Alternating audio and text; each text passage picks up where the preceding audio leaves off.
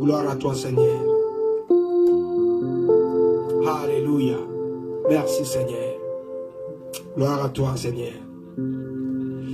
Amen. Gloire à toi. Alléluia. Bien-aimés dans le Seigneur, nous vous saluons dans les noms précieux, dans les noms glorieux de notre Seigneur Jésus-Christ de Nazareth.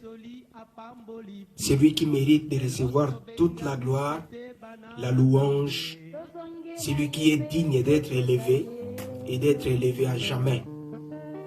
Car la Bible dit, il a reçu le nom qui est au-dessus de tous les noms, dans les cieux, sur la terre et sous la terre. Et la Bible dit, en mentionnant le nom de Jésus, tout genou doit fléchir et toute langue doit reconnaître sa seigneurie. Le Dieu Tout-Puissant qui s'est fait,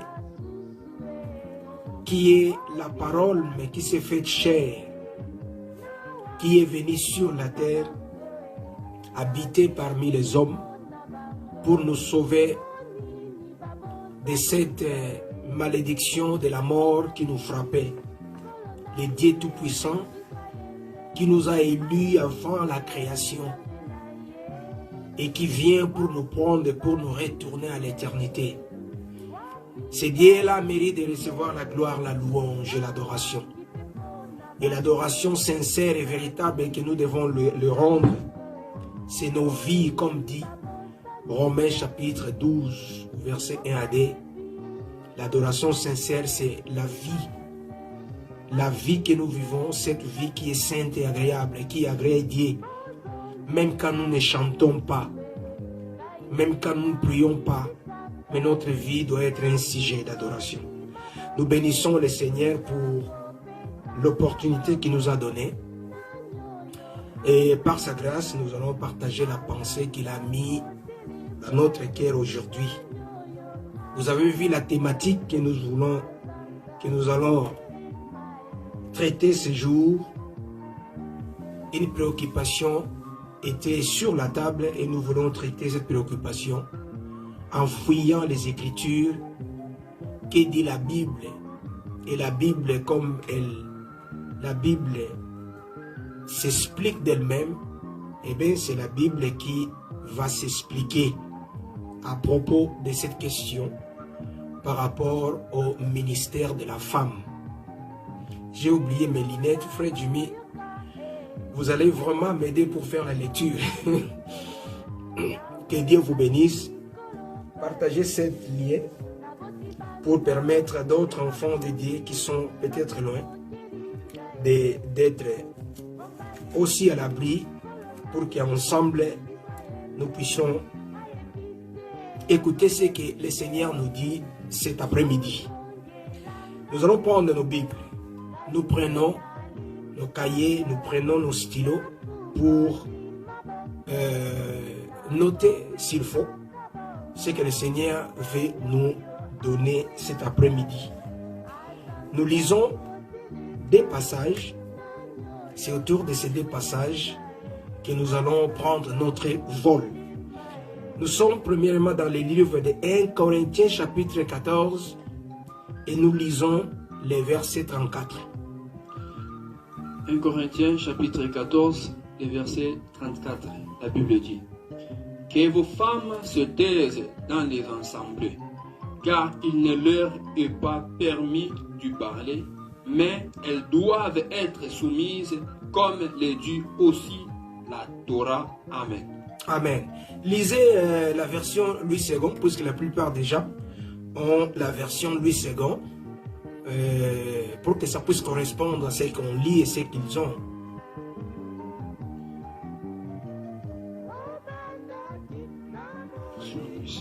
Prenez ma Bible, comme ça peut faciliter, parce que ça c'est presque cette version.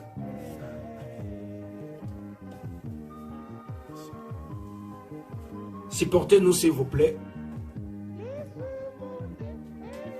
J'ai oublié mes lunettes, donc le frère Jimmy nous aidera à faire toute la lecture. Et préparez-vous parce que nous allons beaucoup lire. C'était 1 Corinthiens chapitre 14, le verset 34. Si quelqu'un volontiers peut commencer à nous répéter, écrire les chapitres et les versets que nous lisons pour que les bien-aimés, peut-être qui n'ont pas saisi quand nous parlons, puissent les voir sur les tableaux. 1 Corinthiens chapitre 14, verset 24 34. et 34 plutôt.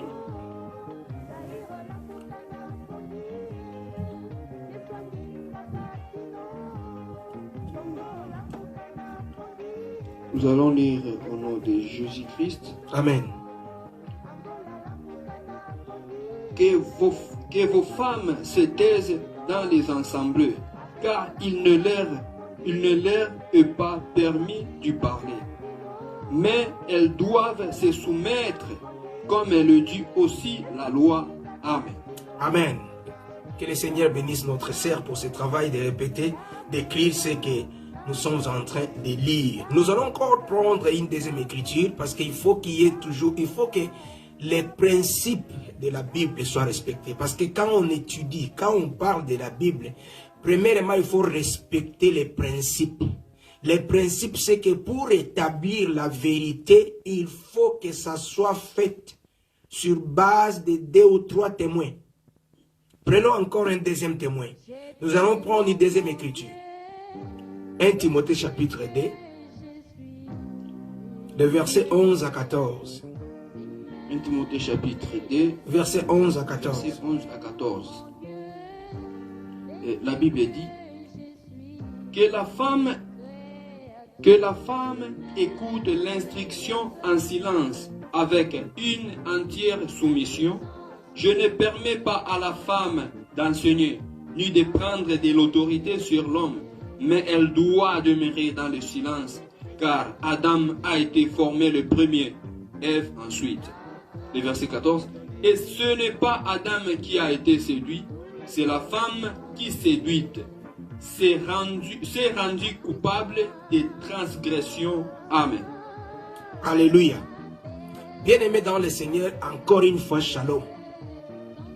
Que Dieu vous bénisse et nous prions vraiment que le Seigneur puisse ajouter l'explication à ce que nous venons de lire. Ici, notre bien-aimé Paul parle. Et la Bible dit, toute écriture est inspirée, dédiée pour enseigner, corriger, pour instruire. Et quand Paul disait, toute écriture est inspirée, il faisait allusion à quelle écriture? Parce que quand Paul parlait, la Nouvelle Alliance, dite Nouveau Testament, n'était pas encore écrit. Donc Paul faisait allusion à ce que nous appelons l'ancienne alliance, la Torah. Il y a déjà un problème avant même que nous puissions aller dans les vifs débats. Il y a un problème déjà dans la compréhension de ce que Paul dit. Notre bien-aimé Paul est difficilement compris. Les livres de la Bible dit, dans les livres de, je vais forcer ma vision, dans le livre de, pour aider le frère Jimmy, pour qu'on puisse essayer un peu d'aller vite, dans les livres de 2 Pierre, au chapitre 3, je crois, et apôtre Pierre dira ceci.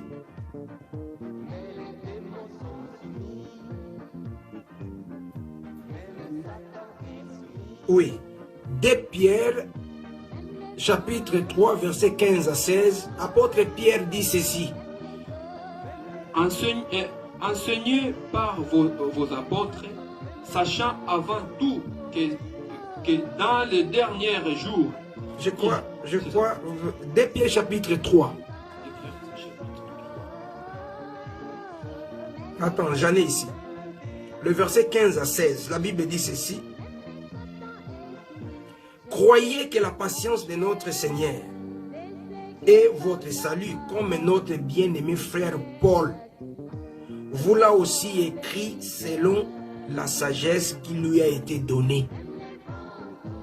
C'est ce qu'il fait dans toutes les lettres où il parle de ces choses dans lesquelles il y a des points difficiles à comprendre, dont les personnes ignorantes et mal affermies tordent l'essence comme celui des autres écritures pour leur propre ruine. Ici, là, apôtre Pierre va épingler que notre bien-aimé Paul est difficilement compris. Paul est difficilement compris parce qu'il est dit lui-même dans le livre d'Éphésiens au chapitre 3, à partir du verset 1er jusqu'au verset 4. Quand vous lisez, Paul dit ceci: l'évangile que je vous enseigne, l'évangile que je vous transmets, je ne l'ai pas reçu d'un homme. Je l'ai reçu par révélation. Je vous transmets. Donc, il a reçu une sagesse. Il a été les choses. Donc, Paul a reçu une révélation. Donc, Paul est en train d'expliquer des révélations. Des révélations qui dépassent l'entendement de l'homme. Des révélations qui ne sont pas à la hauteur de la compréhension humaine.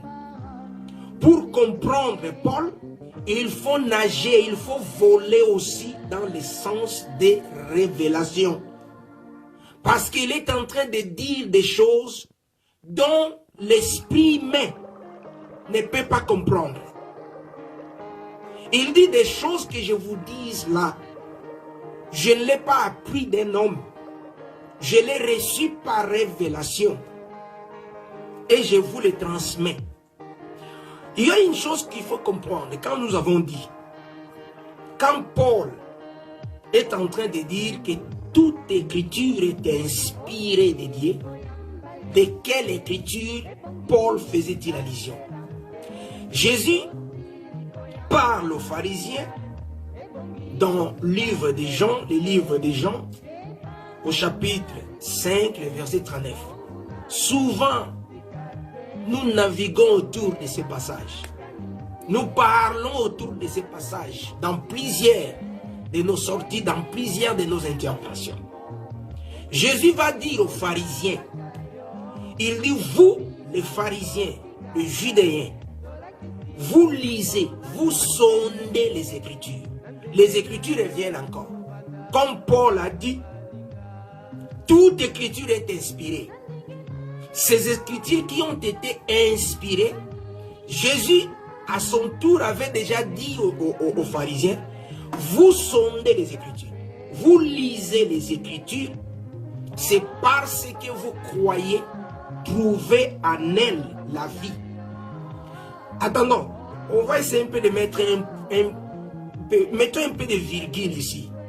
Et faisons une petite pause.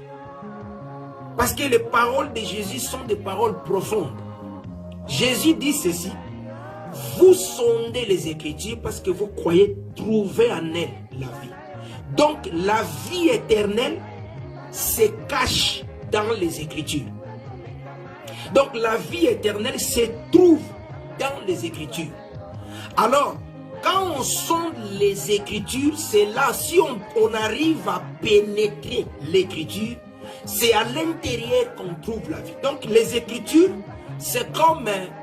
les Écritures enveloppent, les Écritures cachent la vie. Et la vie se trouve à l'intérieur. Donc il faut déchirer l'Écriture pour qu'on puisse sortir la vie. Parce que la vie y trouve, la vie est à l'intérieur. Alléluia. La vie se trouve à l'intérieur. Mais les Écritures dont Paul parlait, ou les Écritures dont Jésus parlait aux pharisiens qui lisaient les Écritures, c'est ce que nous appelons les prophètes. Quand nous disons les prophètes, c'est-à-dire la loi, les prophètes et les psaumes. Ce qui se résume par l'ancienne alliance. Ce que Jésus a dit dans Luc 24, 44, qu'il était question que ce qui a été écrit à mon sujet dans la loi, les psaumes et les prophètes s'accomplissent. Donc l'ancienne alliance qu'on appelle la Torah se résume par la loi, les prophètes et les psaumes. Mais la loi, les prophètes et les psaumes, mais tous en général sont représentés par les prophètes. Parce que ceux qui ont donné la loi, les prophètes et les psaumes, ce sont les prophètes. Voilà pourquoi la Bible dit ceci. Dans Hébreux chapitre 1 au verset 1er, la Bible dit ceci, frère Jimmy. Dieu a parlé dans les temps anciens à nos pères. C'est-à-dire, il a parlé dans les temps précédents. Dieu a parlé par les prophètes. Donc, tout ce que Dieu a donné, tout ce que Dieu a parlé dans l'ancienne alliance, c'est ce que nous appelons les temps du matin. C'est-à-dire les prophètes. Que ce soit la loi, c'est les prophètes. Ça s'inscrit dans le cadre des prophètes. Donc, les prophètes, quand on va, si on peut saucissonner les prophètes, c'est là où sort la loi, les prophètes et les psaumes. Parce que Dieu a parlé par les prophètes aux temps anciens, au temps passé, au temps de l'ancienne alliance. Mais en notre temps, dit la Bible, il nous parle par le Fils. Le Fils, c'est quoi? Nous n'allons pas entrer là-dedans. Le Fils, c'est-à-dire le Seigneur Jésus, parce que Jésus dit ceci. Les prophètes ont parlé de lui. Vous sondez les Écritures, mais ces Écritures parlent de moi. Donc, les prophètes, ce que nous appelons la loi, les prophètes et les psaumes, parlent de Jésus. Parlent de Jésus. Mais ils parlent de Jésus dans quelle forme? Ils parlent de Jésus, mais en utilisant ce que nous appelons la parabole, c'est-à-dire d'un langage codé, d'un langage qui n'est pas expliqué. Les prophètes ont parlé de Jésus, mais vous n'allez pas voir qu'ils parlent de Jésus. Parce que leur langage était mystifié. Leur langage était codé. Voilà pourquoi Moïse, quand Dieu parle avec Moïse, quand Dieu lui donne, Dieu est en train de lui donner la mission d'aller libérer les enfants d'Israël en Égypte. Quand Moïse a rencontré le Seigneur sur la montagne, dans Exode chapitre 4, verset 10, je crois, Moïse va dire au Seigneur, il dit non, envoie une autre personne, moi je ne sais pas bien parler. Dans d'autres versions, la Bible dit, je ne dis pas ce que je vais dire. Donc, le langage prophétique, le langage que Dieu a utilisé dans l'ancien temps. Donc, Dieu n'a pas dit ce qu'il voulait dire. Pour comprendre ce que Dieu voulait dire, c'est ce que l'Hébreu chapitre 1, verset 1 parle des fils. Dieu nous parle par les fils. Les fils, c'est le Seigneur Jésus révélé à travers les paroles, expliqué. Donc, c'est les fils, c'est-à-dire c'est la parole, c'est Jésus expliqué de manière dévoilée. C'était le même Jésus qu'on a expliqué dans l'ancien temps, mais c'était voilé. Et dans les nouveaux temps, dans la nouvelle alliance, le même Jésus est expliqué, mais de manière, maintenant ça devient dévoilé. Et Jésus dit aux pharisiens, vous sondez les Écritures, mais les Écritures parlent de moi. Donc, si les Écritures parlent de moi, comme Jésus a dit, dans l'ancien temps, Jésus leur disait, vous sondez les Écritures. Or, les Écritures que sondaient les pharisiens, c'était ce que nous appelons les prophètes. La loi, les prophètes et les psaumes. Si ça parle de Jésus, c'est que toute la Bible parle de Jésus. Parce que nous revenons maintenant à ce thème, nous revenons à ce que nous venons de lire. Parce que d'où est-ce que Paul explique, d'où est-ce que Paul explique ce qu'il est en train d'expliquer. C'est quelle écriture Paul explique? La Bible dit, je crois dans les livres d'Ecclésiaste, je ne sais pas si j'ai oublié, je vais chercher ce passage-là. Ecclésiaste, je crois, chapitre 1er. Je vais chercher ce passage. Et la Bible dit, il n'y a rien de nouveau sous les ciels. Tout ce qui a été, c'est ce qui est, c'est ce qui sera. Donc, Paul, ce qu'il est en train d'expliquer, il explique les prophètes. Les apôtres expliquent les prophètes. Parce que tout ce que Dieu avait déclaré au temps des prophètes était resté un mystère. Maintenant, au temps des apôtres, Dieu leur donne l'explication des prophètes. Donc, Paul explique les prophètes. Paul ne fait pas une invention. Paul ne va pas expliquer quelque chose qui existe de nouveau. Paul explique seulement ce que Dieu a déjà dit, ce qui existe déjà dans la Bible. Où est-ce qu'il a tiré ça? Il doit avoir ça quelque part. Parce que les apôtres sont venus pour expliquer les prophètes. On va lire, on va lire. Prenons, aidez-nous frère Jimmy. Romains chapitre 16, versets 25 à 26. Romains 16, 25 à 26.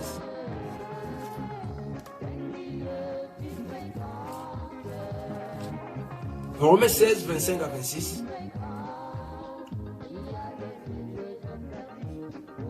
Ecclésiaste chapitre 1er, je crois verset 9. Ce que je disais. Ce qui a été, c'est ce qui sera. Je crois Ecclésiaste 1er 9. Mais lisez d'abord Romains chapitre 16, les versets 25 à 26. Romains 16, le verset 25 à 26. La Bible dit, à celui qui peut vous affermir selon mon évangile et la prédication de Jésus-Christ, conformément à la révélation du mystère caché pendant des siècles. 26. Mais manifesté maintenant par les Écritures et par les écrits des prophètes, d'après l'ordre du Dieu éternel, et porté à la connaissance de toutes les nations, en fait qu'elles obéissent à la foi. Amen. Amen. Je vais expliquer un tout petit peu avant de passer là-bas. La Bible dit ceci. Dieu qui avait parlé au Père dans les temps passés, Dieu avait fait en sorte que son langage soit un langage mystérieux, c'est-à-dire qui dépasse l'entendement. Un langage qui n'était pas compréhensible. C'est ce que nous appelons la parabole. Donc Dieu avait fait en sorte que son langage, que sa parole soit scellée. Et c'est comme ça que Dieu a parlé par les prophètes. Mais de qui il parlait? Il parlait de Jésus. Maintenant la Bible dit, ce que Dieu a parlé, c'est ce qui donne la vie. C'est ce qui donne la foi. Voilà pourquoi Jésus disait, vous sondez les Écritures puisque vous croyez trouver en elles la vie éternelle. C'est ces Écritures-là qui donnent la vie, qui donnent la foi. Mais pour que ces Écritures, ces paroles que Dieu avait parlé aux prophètes, aux temps anciens, puissent donner la foi ou la vie, il faut que ces paroles soient dévoilées, soient déchirées, soient expliquées par les prophètes. Par les apôtres, pardon. Parce que Dieu avait parlé par les prophètes. Il faut que les apôtres maintenant viennent déchirer ces Écritures. Il faut que les apôtres viennent expliquer pour que ces Écritures, pour que ces paroles qui ont été dites puissent maintenant donner la vie et la foi. Donc les apôtres expliquent les prophètes. Alléluia. On va encore ajouter une autre écriture. Éphésiens chapitre 3, versets 1 à 5. Éphésiens chapitre 3, verset 1er à 5. Jusqu'à 5. À cause de cela, moi Paul, le prisonnier de Christ, pour vous païens, si du moins vous m'avez appris quelle est la dispensation de la grâce de Dieu qui m'a été donnée pour vous. C'est par révélation que j'ai eu connaissance du mystère sur lequel je viens d'écrire un peu de mots. En lisant, vous pouvez vous représenter l'intelligence que j'ai du mystère de Christ. Il n'a pas été manifesté au Fils des hommes. Il n'a pas été manifesté au Fils des hommes. Dans les autres générations. Il a été révélé maintenant. Maintenant, c'est maintenant révélé par l'Esprit aux saints apôtres et prophètes de Christ. Alléluia. Amen. Donc, ici, notre bien-aimé Paul est en train de révéler maintenant. Il dit ceci.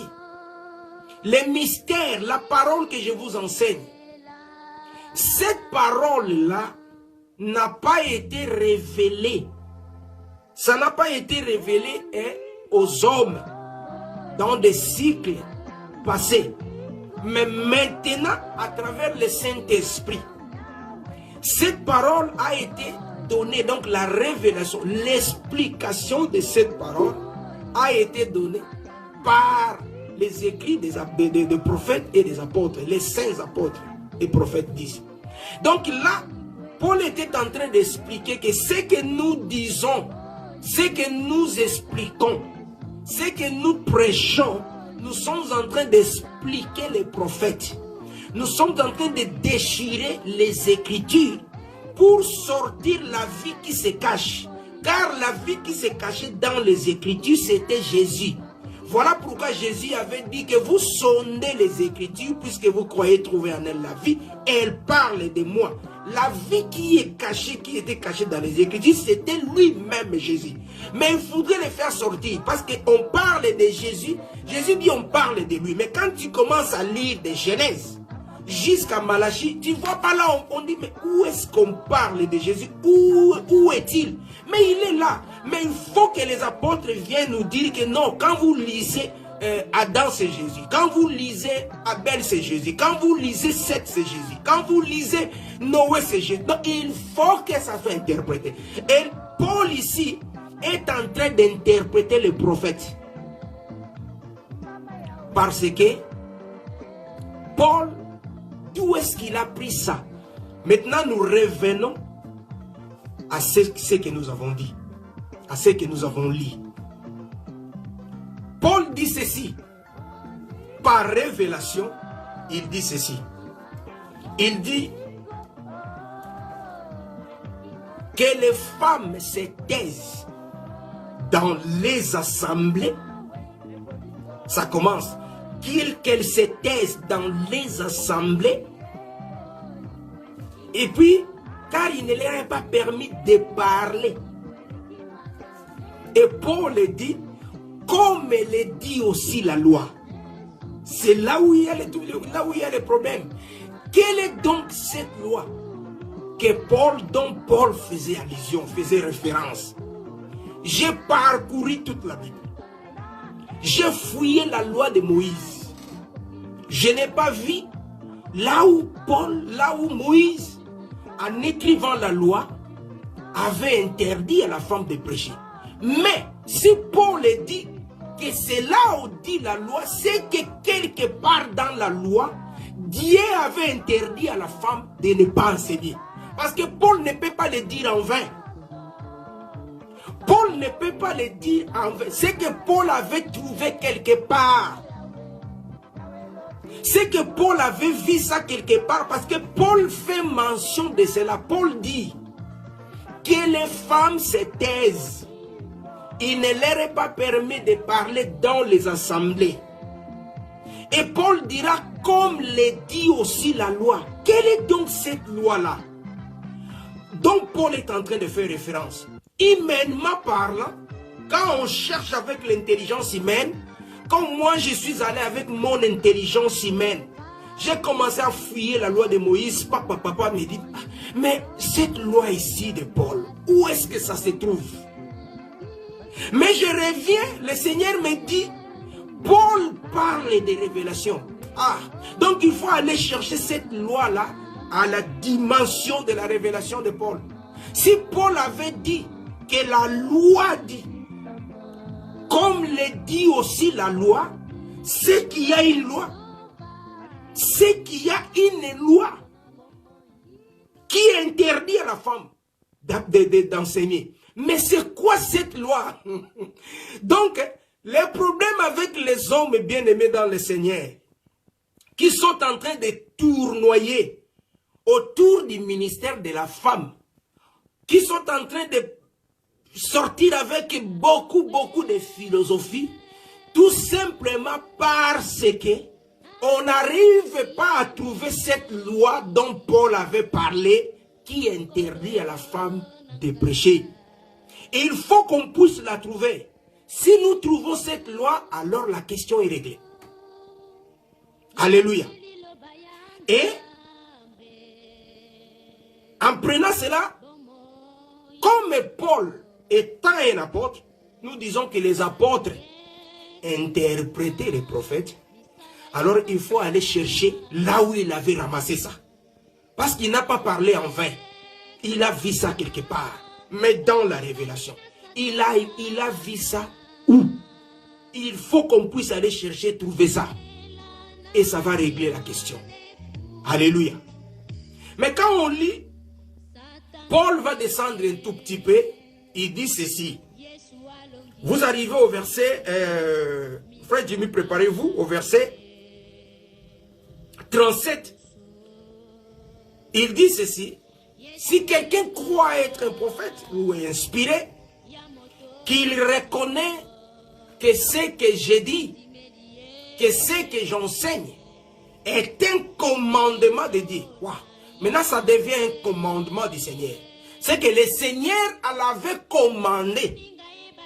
Le Seigneur avait donné ça comme un commandement. Alléluia. Mais comme nous disons que la Bible s'interprète d'elle-même, la Bible explique la Bible, si nous restons seulement dans 1 Corinthiens chapitre 14, les versets 34 jusqu'au verset 34 et les versets 37 là, nous n'aurons pas, nous ne verrons pas l'aurore, nous n'aurons pas la lumière. Et il faut que ce principe de deux témoins puisse s'appliquer. Donc il faut qu'on puisse réunir ce que Paul avait dit dans 1 Corinthiens 14, 34, 37 et ce qu'il a dit dans 1 Timothée chapitre 2 au verset 11 jusqu'au verset 14. Et c'est là où nous allons maintenant, vous et nous, naviguer, voler avec Paul pour aller trouver quelle est donc cette loi-là dont Paul avait fait référence. Parce que cette loi doit bel et bien exister. Parce que Paul ne peut pas parler en vain. Il dit, comme le dit aussi la loi. Alléluia. Mais allons dans 1 Timothée chapitre 2 et les versets 11 à 14. Ça va peut-être, ça nous ouvrira le chemin pour que nous commençons à aller, à voler, à prendre le vol, à prendre les ailes de Paul pour nous amener à cette loi-là. Nous voulons aller trouver cette loi-là. Alléluia. Gloire à Dieu. 1 Timothée chapitre 2, le verset 11 à 14. 1 Timothée chapitre 2, les versets 11 à 14. La Bible dit, vous savez aussi que nous avons été pour chacun de vous ce qu'un père est pour ses enfants. Je crois vous êtes 1 Timothée chapitre 2. 1 Timothée chapitre 2, verset 11. 1 Timothée chapitre 2, le verset 11. Oui. Que la femme écoute l'instruction en silence avec une entière soumission. Voilà. Je ne permets pas à la femme d'enseigner ni de prendre de l'autorité sur l'homme, mais elle doit demeurer dans le silence. Ouais. Car Adam a été formé le premier, Ève ensuite. Et ce n'est pas Adam qui a été séduit, c'est la femme qui séduit s'est rendue coupable de transgression. Amen. Amen. Bien-aimés dans le Seigneur, c'est là où Paul va nous amener d'où il a tiré ça. Quand il dit que la femme se taise, que les femmes se taisent, comme le dit aussi la loi. Dans ce que nous venons de lire, notre bien-aimé Paul va ouvrir maintenant la porte, tout en étant révélé, en recevant, en ayant la révélation sur le pourquoi il interdit à la femme d'enseigner. Là, dans 14, il a parlé qu'il y a une loi qui le dit. Mais maintenant, Paul ici commence à expliquer cette loi. Parce que quand nous avons dit que nous avons lu sur le plan des Écritures, on n'a pas vu la loi là écrite comme ça qui interdit à la femme. Mais Paul dit qu'il y en a, c'est qu'il y en a. Maintenant ici, Paul dit ceci. Je n'autorise pas la femme d'enseigner, ni de prendre l'autorité sur l'homme. Elle doit demeurer dans le silence. Car, le verset 13, c'est là où Paul commence à expliquer le pourquoi. C'est là où Paul commence à introduire la raison. C'est là où Paul commence à nous faire voyager, voler sur les ailes pour que nous puissions aller à trouver cette loi. Car, dans d'autres versions, en effet, Adam a été formé les premiers et Ève après. En effet, car une conjonction de coordination qui introduit une explication, c'est pourquoi.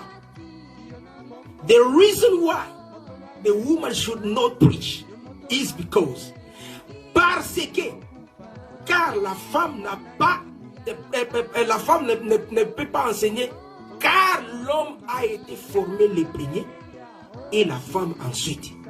Mais qu'est-ce qu'il y a dans cela? Donc, la raison pourquoi ou pour laquelle la femme ne peut pas enseigner se trouve dans les jardins. Que Dieu bénisse notre frère Guiguston. Se trouve dans les jardins. Cette raison, donc il y a eu des choses qui se sont passées dans les jardins. Paul est en train d'invoquer les jardins. Mais pourquoi Paul invoque les jardins, bien-aimés? Que représentent les jardins? Qu'est-ce qui s'est passé dans les jardins? Prenons d'abord cette figure du jardin. Alléluia. La Bible dit, Dieu va créer Adam. Adam n'était pas créé dans le jardin. Adam était créé en dehors du jardin. Mais quand Dieu finit toutes choses, la Bible dit, le livre de Genèse, chapitre 2, au verset, je crois, 8, 7 à 8. Je ne sais pas si je m'amuse. La Bible dit, Dieu va planter les jardins. Dieu va planter les jardins d'Éden à côté de l'Orient. Donc quand il finit l'homme, il dit, bon, voilà maintenant là où l'homme va habiter. C'est Dieu qui va manifester les jardins d'Éden à côté de l'Orient. Donc les jardins d'Éden auparavant n'étaient pas là. Mais Dieu va manifester, Dieu va mettre, Dieu va descendre les jardins sur la terre. Et il va prendre l'homme, il le met dans le jardin. Donc l'homme n'était pas dans le jardin. Et les jardins d'Éden, c'est quoi? Les jardins d'Éden, selon Ézéchiel 28, au verset 13, là où la prophétie qui décrit, la prophétie qui dépeint Satan, qui parle de Satan, de Lucifer, du diable, ce qu'il était quand il était encore l'ange de Dieu, quand il était encore à côté de Dieu. Ézéchiel 28 au verset 13 nous décrit Satan comme si Ézéchiel dit, ou Dieu parle par Ézéchiel à Satan, il dit, tu étais en Éden, le jardin de Dieu. Tu étais en Éden. Donc Éden il représente le ciel. Dieu avait pris le ciel, le paradis. Il va descendre le paradis sur la terre. Et il prend l'homme, il le met. Donc l'homme qui vit dans le paradis, l'homme qui vit dans le jardin d'Éden, c'est l'image de l'homme qui vit dans le paradis. Parce que l'Éden véritable, c'est le ciel. Le jardin d'Éden n'était qu'une copie du ciel. Dieu n'a fait que prendre la copie ou prendre cette copie, cette représentation du jardin d'Éden, c'est-à-dire du ciel. Il le met, il va mettre ça, il va manifester ça sur la terre. Et Adam vivait là-bas. Mais dans les cieux, la Bible dit, il y avait déjà une représentation d'une assemblée. La vie qu'Adam et Ève vivaient, c'était comme une assemblée. Parce que Ève est née d'Adam. Parce que Dieu, pour que Ève puisse sortir, pour que Ève puisse sortir, la Bible dit, Dieu va frapper Adam d'un sommeil. Adam va dormir et Dieu va retirer, Dieu va ouvrir, Dieu va opérer Adam. Il y a un bien-aimé avec nous sommes ensemble, il l'appelle césarienne. Il dit que Ève est considérée comme la fille, l'enfant d'Adam qui est né par césarienne. Donc c'est-à-dire, Ève va sortir d'Adam. De la même manière où Christ est sur la croix, on doit percer, on doit couper pour que le sang sorte, pour que l'église puisse naître, pour que l'église sorte d'Adam, pour que l'église puisse sortir, c'est-à-dire Ève qui sort d'Adam, l'église qui sort de Christ. Et sur la croix, on va percer Christ ici, à côté. Donc, Ève représente cette église qui est née et qui est dans le jardin. Donc, en ce temps-là, Adam qui représente Christ. Donc, on voit Christ et l'église dans le jardin. C'est ce que la Bible appelle l'assemblée des premiers-nés inscrits dans le ciel. Là, Paul voulait nous parler de l'image d'une assemblée qui est dans le ciel. Et s'il y a une assemblée dans le ciel, ce qui existe, c'est ce qui a déjà existé. Ce qui avait déjà cette image, déjà cette représentation de l'assemblée des enfants de Dieu, l'assemblée des premiers-nés dans le ciel. Parce que Dieu est en train de répéter seulement. Ecclésiaste chapitre 1er verset 9 nous dit, lisez ça frère Jimmy. Ecclésiaste 1er verset 9. Ecclésiaste 1er verset 9. La Bible dit, ce qui a été, c'est ce qui sera, et ce qui s'est fait, c'est ce qui se fera. Répétez encore. Ce qui a été fait, ce qui a été, c'est ce qui sera. C'est ce qui sera. Et ce qui s'est fait, ce qui s'est fait, c'est ce qui se fera. C'est ce qui se fera. Il n'y a rien de nouveau sous le soleil. Voilà. Il n'y a rien de nouveau sous le soleil. Ce qui a été, c'est ce qui est. Ce qui s'est fait, c'est ce qui se fera. Donc, si aujourd'hui il y a une assemblée, c'est que cette assemblée y a été déjà. Alléluia. Si aujourd'hui nous existons comme des enfants de Dieu, c'est que nous avons déjà existé. Voilà pourquoi la Bible dit, il nous a élus avant la création du monde. Donc, pour que nous soyons des enfants de Dieu, c'est puisque nous avons existé dans le Seigneur. Ce qui est, c'est ce qui a été. Ce qui a été fait, c'est ce qui s'est fait. Donc là, nous voyons déjà une assemblée. C'est une assemblée dans le ciel. Donc il y avait une assemblée dans le ciel. La ville du jardin d'Éden, Adam et Ève, c'était comme une assemblée. Parce que Ève est née comme l'église est née sur la croix. Et Ève dans le jardin, Adam dans le jardin. Si Ève représente l'église, Adam représente Christ. Donc nous voyons l'église et Christ où? Où est-ce que l'église pouvait bien être? Parce que ce qui est, c'est ce qui était. Dieu est en train de manifester tout simplement ce qui a été. Donc, là on voit Ève. Donc nous voyons l'assemblée. Une représentation d'une assemblée des premiers-nés. La Bible dit ceci. Prenons Hébreu. Supportez-nous parce qu'on va beaucoup lire. Hébreu, chapitre 12. Hébreu 12. Chapitre 12. Hébreu chapitre 12. Prenez le verset 23. Le verset 23. La Bible dit: de l'ensemble des premiers-nés inscrits dans les cieux du juge qui est le Dieu de tous les esprits des justes, parvenus à la perfection. Amen. Amen. Donc Paul est en train de nous raconter l'histoire d'une assemblée. Donc quand Paul avait parlé aux Corinthiens que la femme se taise comme dans les assemblées, alors Paul expliquant les prophètes, Paul avait compris qu'il y avait, les prophètes ont expliqué déjà par ce qui s'est passé dans le jardin d'Éden, qu'il y avait déjà une assemblée qui était dans le ciel. Et nous provenons de cette assemblée-là. Si nous provenons de cette assemblée, donc nous devons répéter exactement ce qui se faisait dans cette assemblée-là, dans le ciel que nous étions, que ça soit fait sur la terre.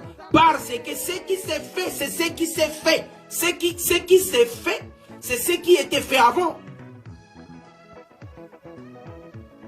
C'est ça Ecclésiaste dit. Ce qui se fera, c'est ce qui s'est fait. Donc, ce qu'on fait, ça doit être quelque chose qui a déjà été fait. On répète les mêmes choses. Parce que quand Paul est en train de donner cette instruction aux assemblées, c'était la première. Mais où est-ce qu'il a vu dans d'autres assemblées? Il dit comme dans d'autres assemblées. Dans quelles assemblées? Paul est en train de révéler ce qui s'est fait dans... Voilà pourquoi il a dit que Paul est difficilement compris. Il est difficilement compris. Il dit parce qu'il est en train de nager, il est en train de voler très très haut. Il dit ce que je vous dis là, je l'ai reçu des personnes. Je l'ai reçu par révélation. Donc ce sont des révélations que Paul parle. Paul nous amène à cette assemblée qui a existé dans le ciel, qui est représentée dans le jardin. Voilà pourquoi l'interdiction vient de là. Et dans cette assemblée-là, il dit là, la femme doit se taire, comme le dit aussi la loi. Maintenant, nous allons dans cette deuxième possibilité. Comme le dit aussi la loi, c'est quoi cette loi-là? Que le Seigneur soit béni. Que le Seigneur soit loué. Gloire à Dieu. La loi dont Paul parle ici, quand vous allez chercher ça dans la loi de Moïse, vous ne la trouvez pas. Vous cherchez dans les prophètes, vous ne les trouvez pas. Vous cherchez dans les psaumes, vous ne les trouvez pas. Mais où est cette loi? La loi dont Paul parle ici, c'est la loi divine, naturelle. Parce que la loi de Dieu a existé. La loi qui a existé par Moïse, c'est ce que nous appelons la loi de Dieu promulguée. Mais Dieu, la loi de Dieu ou le commandement de Dieu a existé ou ont existé avant que la loi soit promulguée par Moïse. Parce que la Bible dit ceci. Prenons par exemple l'histoire de Caïn et Abel. Dans le livre de Genèse chapitre 4. Au verset 7, la Bible dit pendant que Caïn médite de faire le mal, du tort à son frère, Dieu vient lui dire, le péché est sur ta porte. Donc tu es sur le plan de péché, tu es sur le point de péché. Or, le péché, c'est la transgression de la loi. Donc, en quelque sorte, tu es sur le point de transgresser la loi de Dieu. Quelle était cette loi que Caïn devait transgresser? Parce qu'il n'y avait pas encore une loi publiée à cette époque-là. Mais Dieu vient dire déjà à Caïn, le péché sur la porte de ton cœur. Tu dois dominer sur ce péché. Donc pour dire que tu es sur le point de transgresser la loi. Parce que le péché, la définition du péché, c'est la transgression de la loi. Quand on pêche, c'est qu'on a transgressé une quelconque loi. Et quelle est maintenant cette loi que Caïn va transgresser alors que Dieu n'a pas encore publié la loi, parce que Dieu va publier la loi avec Moïse. Donc c'est que la loi était là, que Caïn va transgresser. Parce que Dieu lui dit, faites attention. Tu es en train de méditer de tuer ton frère. Tu vas commettre un meurtre. Tu vas pécher. Le péché est sur la porte de ton cœur. Ne permets pas que le péché y rentre. Domine sur le péché. Combat ce péché-là. Donc Dieu voulait dire à Caïn, attention, tu es sur le plan de transgresser la loi en commettant le péché. Ah, donc c'est que la loi, il y en avait. C'est qu'il y avait une loi que Caïn devait transgresser. Alléluia. Maintenant, encore, dans l'histoire du déluge, dans le livre de Genèse chapitre 6, au verset 5, Dieu dit ceci des peuples, des habitants du temps de Noé. Dieu dira ceci. Il dit, la méchanceté de ces gens-là a tellement augmenté et que tout leur cœur est tourné vers le mal, vers le péché. Quand on parle du péché, c'est qu'on parle des transgressions de la loi. Donc Dieu voulait dire que ces gens sont en train de transgresser ma loi. Voilà pourquoi j'ai pris une résolution de les punir. Pourquoi? Parce qu'ils transgressent ma loi. Mais quelle était cette loi-là qu'ils vont transgresser? Parce que la loi n'était pas encore publiée, Dieu. Mais de quoi tu dis? Quelle est la loi qu'ils transgressent alors? Donc c'est qu'il y en avait une. Parce qu'ils ne peuvent pas pécher s'ils ne transgressent pas la loi de Dieu. Encore plus, dans l'histoire de Sodome et Gomorrhe, dans le livre de Genèse toujours, au chapitre 18, au verset 20, Dieu va parler que les cœurs des gens de Sodome et Gomorrhe transgressent la loi, pêchent contre moi, et je vais détruire ces gens. Donc la punition de Dieu sur ces gens, c'était parce qu'ils transgressaient la loi. Mais laquelle? Laquelle? Frère Jimmy, préparez-vous. Lisez-nous Romains chapitre 4, verset 15 par exemple. Romains 4, 15. Romains 4, 15. La Bible dit, parce que la loi produit la colère et que là où il n'y a point de loi, il n'y a point non plus de transgression. Amen. Amen. Donc quand il n'y a pas de... oh mon Dieu. Quand il n'y a pas de loi, c'est qu'il n'y a pas de transgression. Si vous transgressez, c'est qu'il y avait une loi. Donc si Adam Caïn a transgressé par le péché en tuant Abel, c'est qu'il y avait une loi. Donc si les gens, au temps de Noé, ont offensé la loi de Dieu, ont transgressé, c'est qu'il y avait une loi. Donc au temps de Sodome et Gomorrhe, si ces gens-là ont péché, c'est qu'ils ont transgressé une loi. Donc c'est qu'il y avait une loi. Il y en avait. Alléluia. Gloire à Dieu. Maintenant, quelle était cette loi-là? Restez toujours dans Romains, frère Jimmy. Prenez Romains chapitre 2. Lisez le verset 12 à 14. Romains 2. Romains chapitre 2, le verset 12 à 14. La Bible dit, tous ceux qui ont péché sans la loi périront aussi sans la loi. Voilà. Et tous ceux qui ont péché avec la loi seront jugés par la loi. Voilà. Pourquoi? Chapitre 13. Ce ne sont pas en effet ceux qui écoutent la loi qui sont jugés devant Dieu, mais ce sont ceux qui la mettent en pratique qui seront jugés. Voilà. Verset 14. Quand les païens qui n'ont point la loi, font naturellement ils font naturellement ce qui prescrit la loi. Ils sont qui n'ont point la loi, une loi pour eux-mêmes. Et qui n'ont pas la loi, maintenant ils sont une loi pour eux-mêmes. Pourquoi? Continuez, frère Jimmy. 15. Il montre que l'œuvre de la loi dans leur cœur, est écrite dans leur cœur. Leur conscience en rendant témoignage. Leur conscience rend témoignage qu'il y a une loi. Et leurs pensées s'accusent ou se défendent tour à tour. Voilà, alléluia.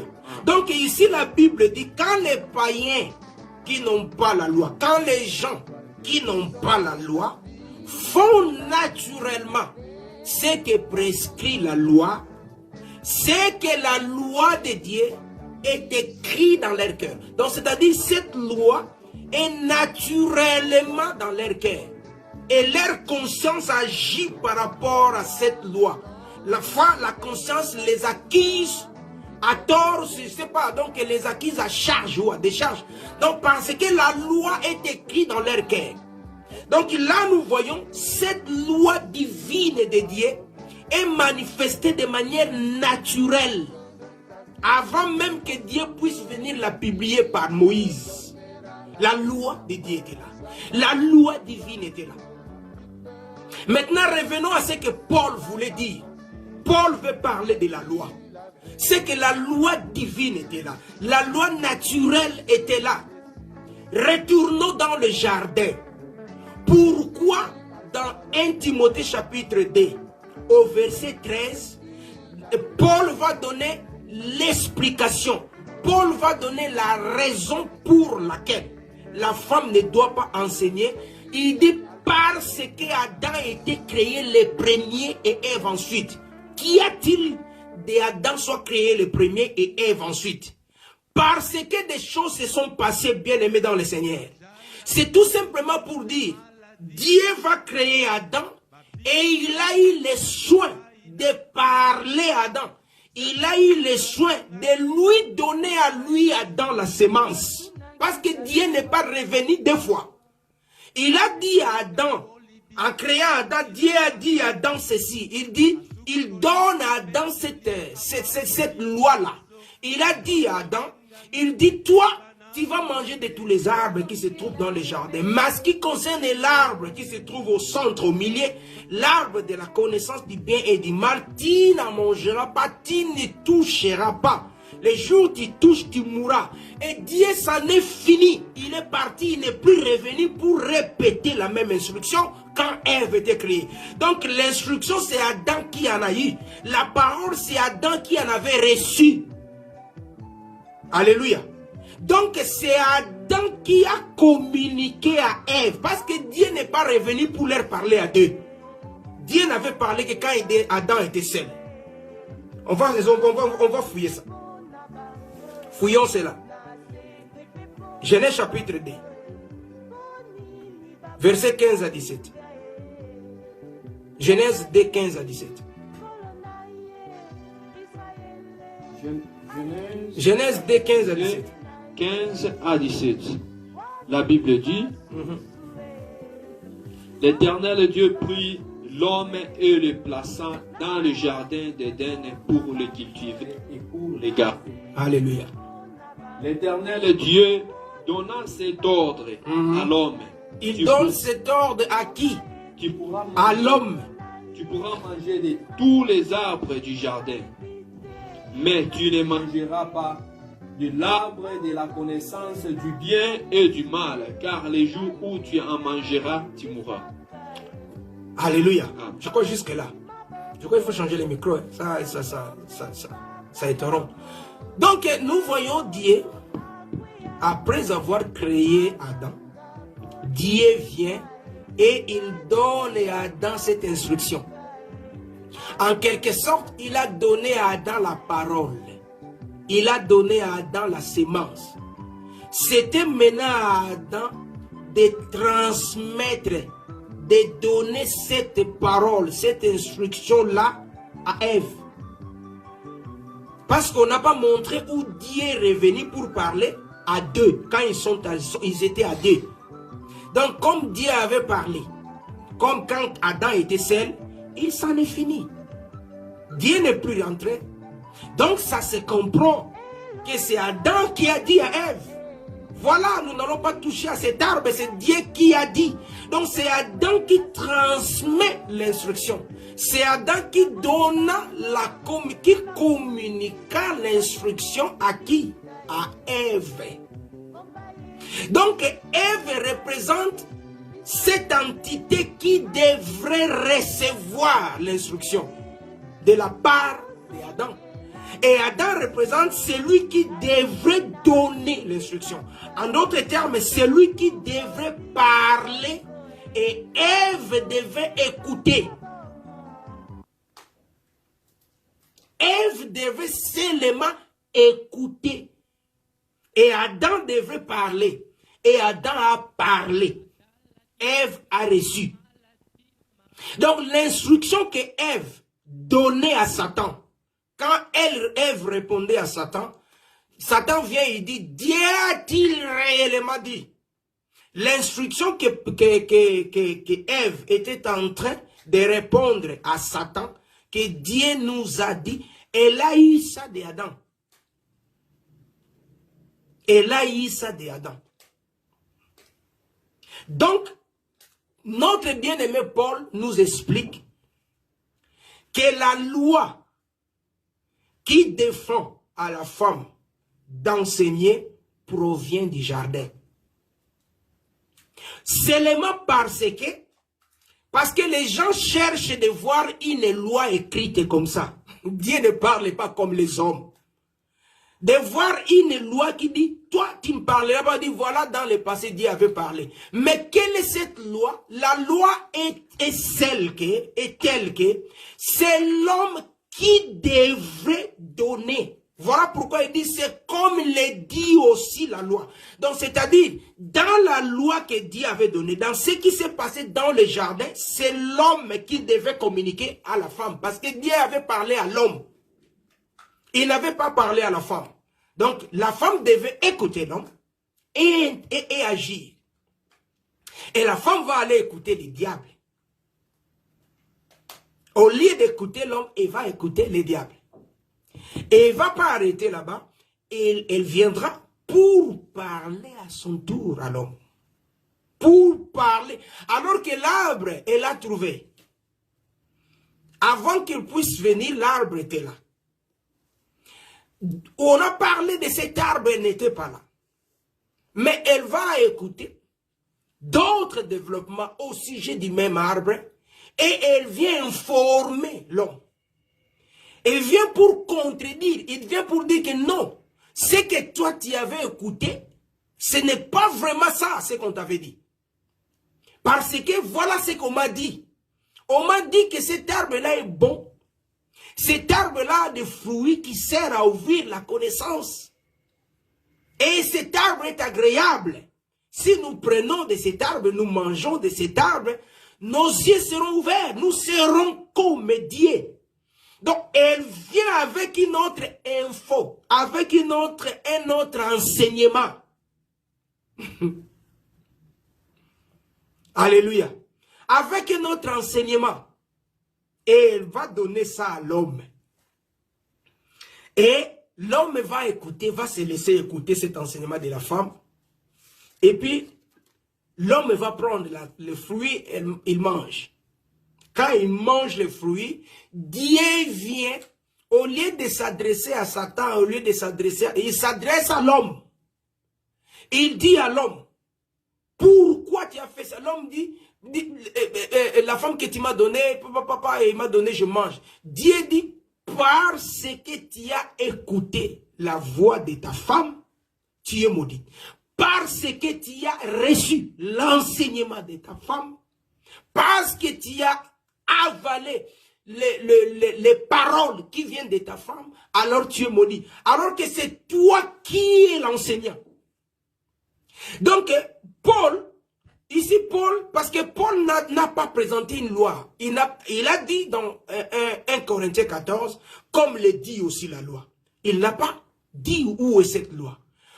Et par contre, il va aller dire dans 1 Timothée 2, il va invoquer les jardins. C'est que la loi, c'est les jardins. C'est que l'instruction, c'était les jardins. C'est que les commandements dont Paul parle se trouvaient dans les jardins. Qu'est-ce qui s'est passé dans les jardins? Dans les jardins, c'était seulement, il y avait un enseignant, c'était l'homme. C'est tout. C'était ça la loi de Dieu. Donc Dieu donne à l'homme, l'homme donne là-bas. Ça, c'était le principe de Dieu. Et si on inverse, on fait le contraire, c'est qu'on a renversé, on est allé à la contre de ce que Dieu avait établi.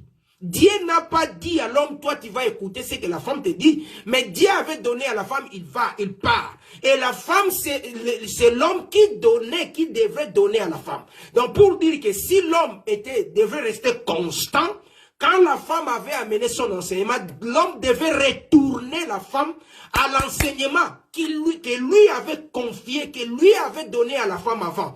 De dire, bah oui, toi tu viens avec cet enseignement, mais tu l'as ramassé où? Voilà moi qui avais écouté Dieu, moi qui avais reçu la parole de Dieu. Voilà, Dieu a dit qu'on ne touche pas. Donc tu dois écouter ce que moi j'avais reçu de Dieu. Parce que c'est l'homme qui connaissait la voix de Dieu. C'est lui qui avait parlé avec Dieu. C'est lui qui avait reçu la sémence. C'est lui qui devrait donner. C'est lui qui est le communicateur. Mais il va se laisser embourber, il va se laisser malmener par sa femme. Elle va se laisser tromper par sa femme. Elle va se laisser être emportée par la femme. Il va accepter l'enseignement de la femme. Et Dieu se fâche contre lui. Et vous verrez qu'il était le seul à qui on avait infligé la punition de la mort. On dit tu mourras. Pourquoi? Parce que ce que tu as reçu de la femme, c'est la mort dont tu as encaissé. Tu as encaissé la mort. Tu as avalé la mort. Tu as détruit ta vie. Voilà pourquoi tu mourras. Donc la loi dont Paul parle ici, dans 1 Corinthiens 14 et 34, ça se trouve dans le jardin. La loi est que l'homme parle. Voilà pourquoi Paul dit, comme le dit aussi la loi. Donc la loi divine, quand Dieu a parlé à l'homme, quand Dieu a donné son instruction, il a donné à l'homme. Et c'était comme ça, c'est l'homme qui devait transmettre à la femme, puisque Dieu n'est plus revenu. Dieu n'est plus rentré pour dire, bon, ça va comme vous êtes à deux maintenant, voilà ce que j'avais dit. Il ne s'est pas répété. Il a laissé à l'homme la charge. Donc la loi, quand on parle de la loi, c'est un principe établi, où on doit faire les choses telles que Dieu l'avait mis. Dieu a donné à l'homme, toi tu donnes, non? Et c'est tout. Et quand tu fais le contraire, ben, tu transgresses ce qui est de la volonté de Dieu. Et puisque le contraire était fait, voilà les conséquences. Voilà la misère. Le problème est entré. Parce que l'homme a fait ça. J'étais en train de chercher, j'ai dit, je dois chercher, je dois trouver cette loi. Où est cette loi dont Paul parle? Il dit, il y a aussi, comme le dit aussi la loi. Où est la loi qui interdit à la femme? La loi qui interdit à la femme bien-aimée, ne la cherchez pas. Ne parotez pas vos feuilles. Vous n'allez pas trouver ça, c'est une loi divine. C'est une loi qui est écrite naturellement. Voilà pourquoi nous avons parlé des lois divines. La loi de Dieu existe dans le cœur des gens. Parce que c'est ça. Ça pèse dans la conscience des gens. C'est une loi divine, naturelle. Naturellement, dans les jardins, c'est l'homme qui a parlé. C'est l'homme qui devrait parler. C'est l'homme qui devrait donner à la femme. Parce que Paul invoque les jardins. Donc on doit chercher ce qui s'est passé dans les jardins. Parce que Paul dit Adam a été créé le premier. Pourquoi la femme ne va pas enseigner? Parce qu'Adam a été créé le premier. Mais qu'est-ce qui s'est passé? Qu'y a-t-il de cette création? Pourquoi? Si Adam était formé le premier, Ève ne va pas parler. Non, puisqu'il était créé le premier, Paul prend cela comme motif, comme la raison qui interdit à la femme d'enseigner, parce qu'Adam a été créé le premier. C'est tout simplement parce que quand il était créé, c'est lui qui avait reçu l'instruction. C'est tout. Toi, tu étais créé. Donc, Paul va nous amener vraiment dans cette dimension extraordinaire dans la révélation. Il dit, je ne permets pas à la femme d'enseigner ni de prendre de l'autorité sur l'homme, car Adam était formé le premier et Ève ensuite. Mais qu'est-ce que ça fait? Il se limite par là. Donc, par le fait qu'Adam était formé le premier et Ève ensuite, il y a eu des choses qui se sont passées qui interdisent à la femme de ne pas enseigner. Qu'est-ce qu'il y en avait? Donc l'homme, quand il était créé, il avait parlé avec Dieu, il a écouté Dieu, il a reçu la parole, il a reçu l'instruction, il a compris. Et la femme vient ensuite, Dieu ne revient pas. Pour que la femme ne puisse pas aller prendre cela, il faut qu'il soit enseigné. Parce que si la femme avait mis sa main pour prendre de ses fruits et manger, la faute devait revenir à l'homme. Parce que Dieu allait dire, mais à toi qui étais avec moi, je ne t'avais pas dit que vous n'allez pas, que tu ne vas pas manger de cet arbre, mais elle qui vient après, pourquoi tu ne lui as pas dit ce que j'avais dit? Donc l'homme aurait tort. Voilà pourquoi nous comprenons que quand Ève était formée, Adam avait pris soin de lui enseigner, de lui dire ce que Dieu lui avait dit en avance. Il dit, hey, toi tu viens là, écoutez, vous voyez ce jardin-là, tu vas toucher ça, cet arbre, tu ne touches pas. C'est ce que Dieu avait dit. Donc c'était lui l'enseignant, c'était lui le communicateur. C'est ça cette loi. Quand cela est inversé, ça claque, ça explose. Ça explose. C'est ce que Paul enseigne. Donc, Paul prend cela comme l'explication. La révélation, il dit, je n'autorise pas à la femme d'enseigner ni de prendre de l'autorité. Parce que vous ne voyez pas ce qui s'est passé dans les jardins. Et comme il dit dans 1 Corinthiens 14, il dit, comme il est dit aussi la loi. Donc, cette loi, c'est la loi naturelle.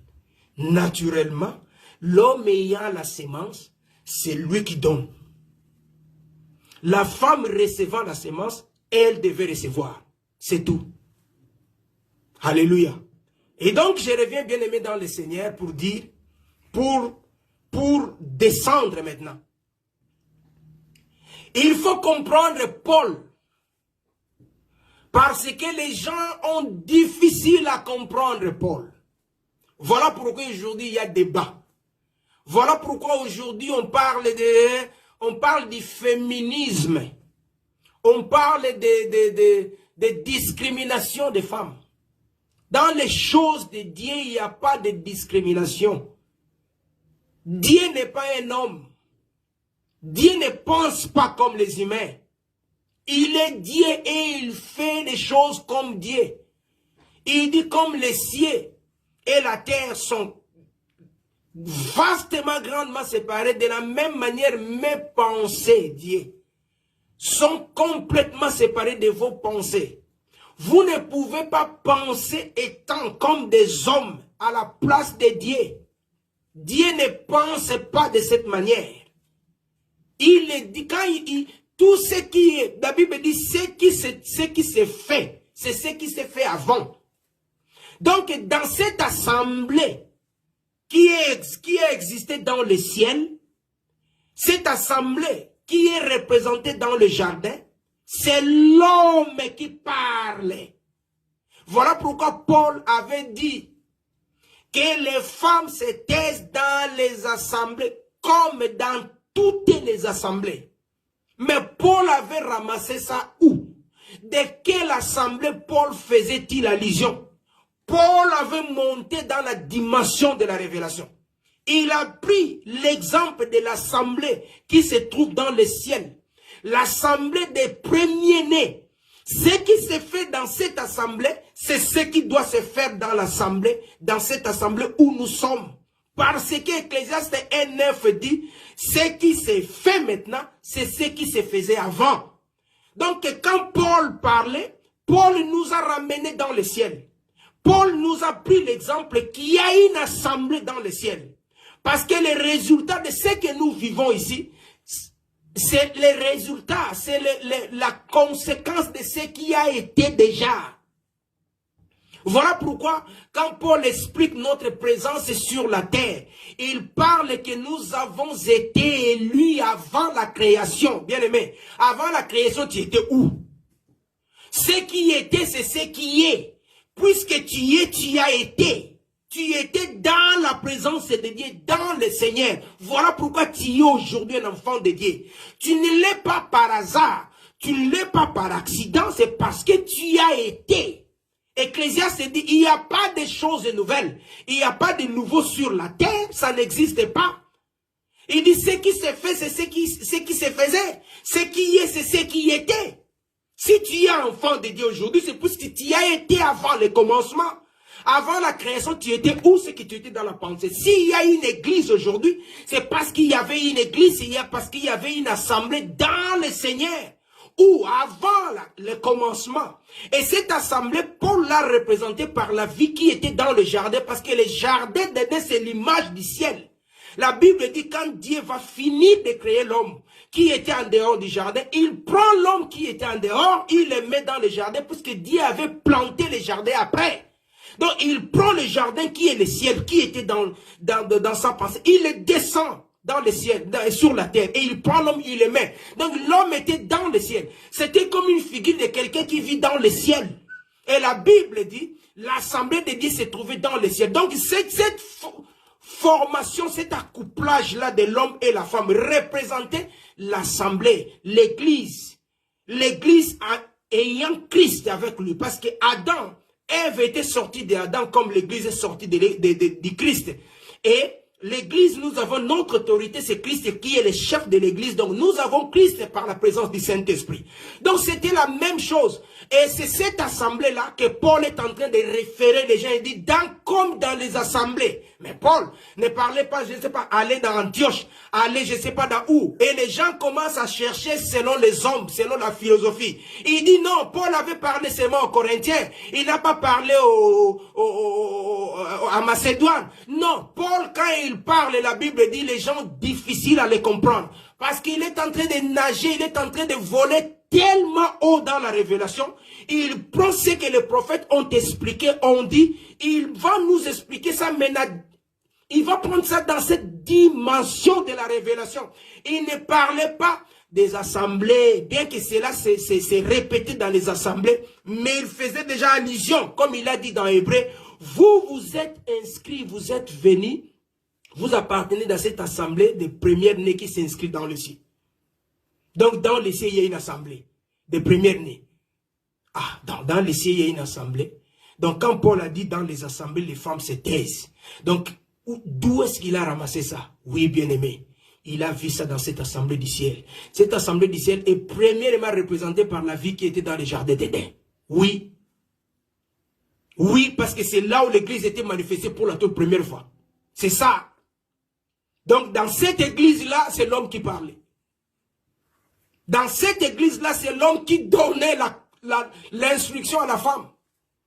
Mais la femme s'est débrouillée aussi, elle est partie, elle a écouté le diable, elle amène son instruction, son enseignement à voir.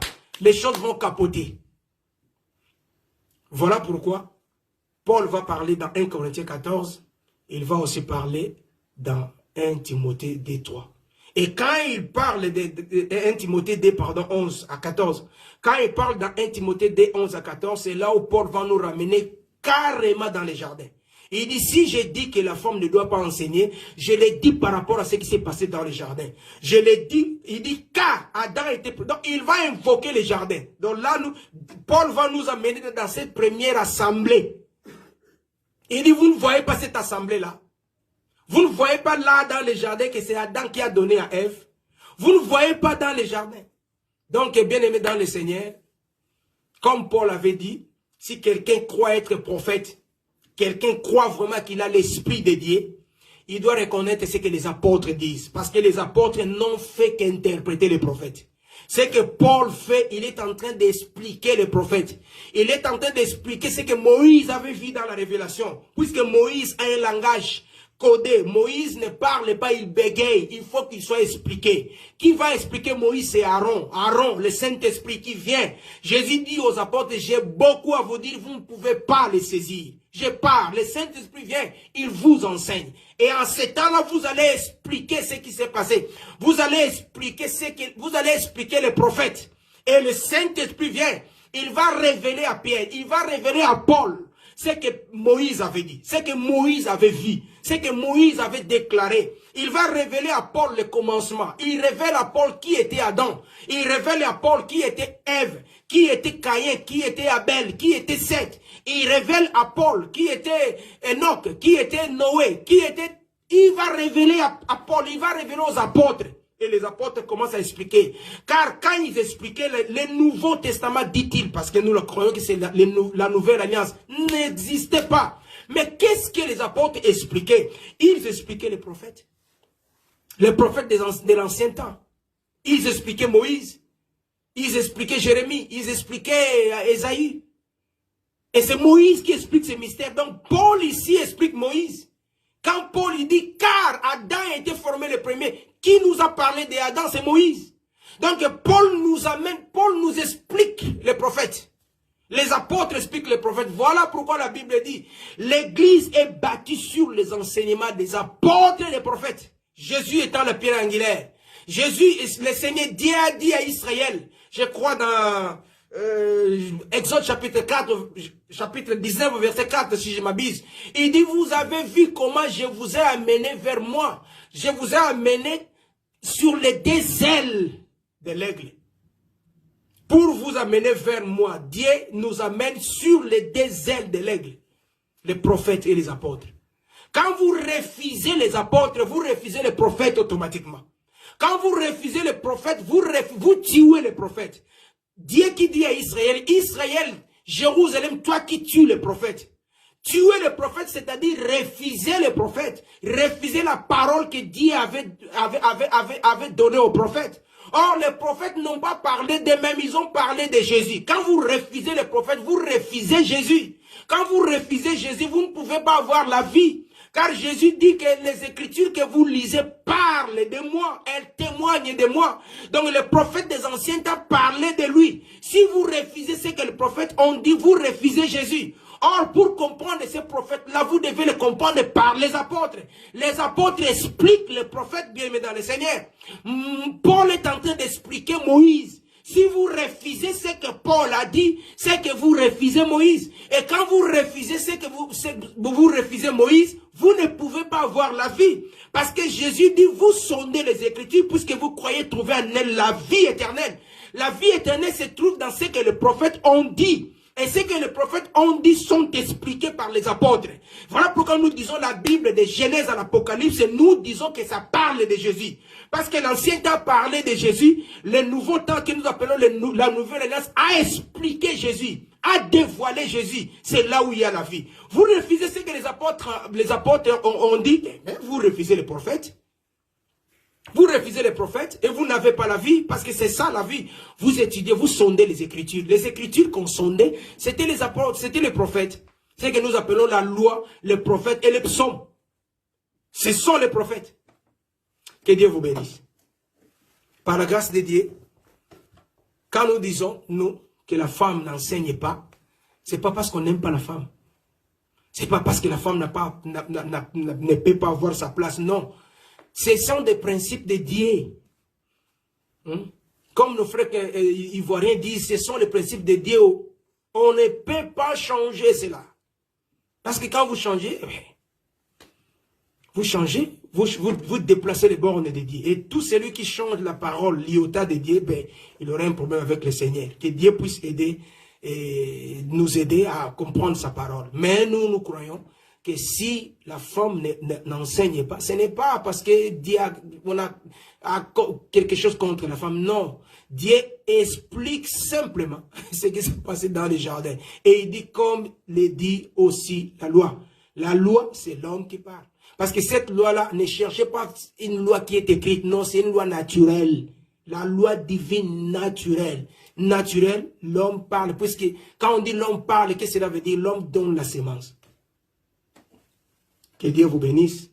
Je crois que nous allons nous limiter ici. Et par la grâce de Dieu, nous allons, si le Seigneur fait grâce, nous reviendrons encore le dimanche prochain. Je ne sais pas de quoi on parlera, puisque bon, on ne prépare pas ces choses et c'est le Seigneur qui donne. Et le Seigneur nous a donné par rapport à une préoccupation qui était là et on devait en parler. Et quand nous revenons le dimanche prochain, si Dieu permet qu'on continue, si on continuera. Mais si le Seigneur permet qu'on parle d'autres choses, on parlera d'autres choses. Mais soyez pleinement bénis et sachez que nous sommes dans les temps où l'Église et l'épouse se préparent, où Esther est en train de se préparer pour aller à la rencontre du roi, où l'Église se prépare pour aller à la rencontre de l'homme, du Seigneur. Alors, il ne faut pas se laisser être emporté ou séduire par les faux enseignements, puisqu'il y en a plein. Il faut avaler les vrais enseignements, car le faux enseignement détruit et amène la mort. Mais les vrais enseignements donnent la vie. Il faut toujours prendre les vrais, parce que c'est là où nous aurons la vie éternelle. Soyez pleinement bénis, partagez la vidéo, pour que d'autres personnes aussi puissent en recevoir l'édification. Que Dieu vous bénisse. On va clôturer avec une prière après cette chanson.